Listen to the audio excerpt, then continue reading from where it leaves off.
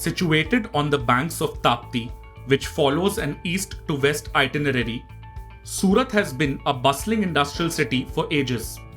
It is a hub for fabric production, and it is also the city which gives shape to over 90% of the world's diamonds. Inside the row upon row of rundown factories, rows of workers sit for hours at a stretch to slice and polish tiny stones until they take the perfect shape with 58 facets. The journey of the diamonds, which begins from mines in Russia and Australia, ends in these congested lanes of Gujarat's Surat, from where they are sent for sale on the high streets of Europe, the US, and other parts of the world. Surat is home to over 1 million workers who come from UP, Bihar, and several other states to eke out a living by polishing diamonds. But the streets of Surat are not as bustling as they once used to be, and workers are not getting the amount of work which they used to get over 2 years ago, when the pandemic struck. The second wave of the pandemic led to an exodus of workers and a subsequent dip in production. Even as things were returning to normalcy, an altogether different challenge has emerged for the industry. The crisis originated in faraway Ukraine, when Russian President Vladimir Putin decided to send in his military into that country, and in turn got Moscow placed under far-reaching sanctions by the US and its allies.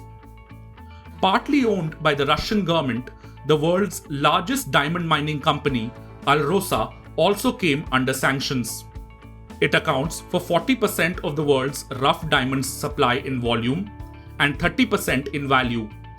And Surat's diamond industry is also heavily dependent on Alrosa's rough diamonds. Sanctions have now forced diamond polishers and exporters to cut production due to the lack of raw materials. And at the same time, over 25% of the Surat diamond industry's workers are on annual summer leave. The industry, for its part, will see significant job losses in June if it doesn't receive the Russian rough diamond imports. At present, even as production has been hit by the lack of rough diamonds, the industry has sent over 250,000 workers on 15 days leave till June. Quoting one of the leading Surat-based diamandaires, a Business Standard report explains what could happen going forward. The real impact of sanctions on Alrosa will be seen in June, which is when production will resume after the summer vacation. That's when the real problem could occur if the shortage of rough diamonds continues. Add to this the fact that there is hardly any inventory in the industry. The Gems and Jewellery Export Promotion Council has been calling for an intervention by the central government, especially the Ministry of Commerce. However, the council's vice chairman, Vipul Shah, has said that until that happens, the industry might be staring at huge job losses in June and July. There's no telling when the war in Ukraine will end. In any case, the sanctions on Russia could outlast the war itself. Thus, if no steps are taken now, the shortage of Russian rough diamonds is likely to continue in the coming months. Amid all of this, there is one possible solution that the government could offer, even though it has its challenges. So, the sanctions on Alrosa is by US. So, in that ways, the only thing is that particularly countrywide, there is a sanction on Alrosa. What we seek, I mean, of course, the sanctions and the situation is going to continue for some more time that we can judge.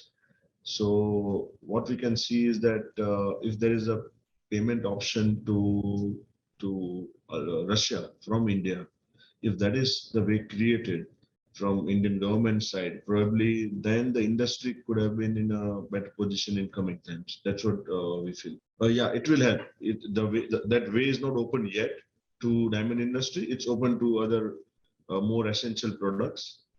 But if that route is available, then there's only way that rough can come into India and people here get a job. There's also one option that the industry can explore on its own. So as I mentioned, lab-grown diamonds. I mean, the processing of rough to polish of natural and rough diamond, lab-grown diamonds are almost the same.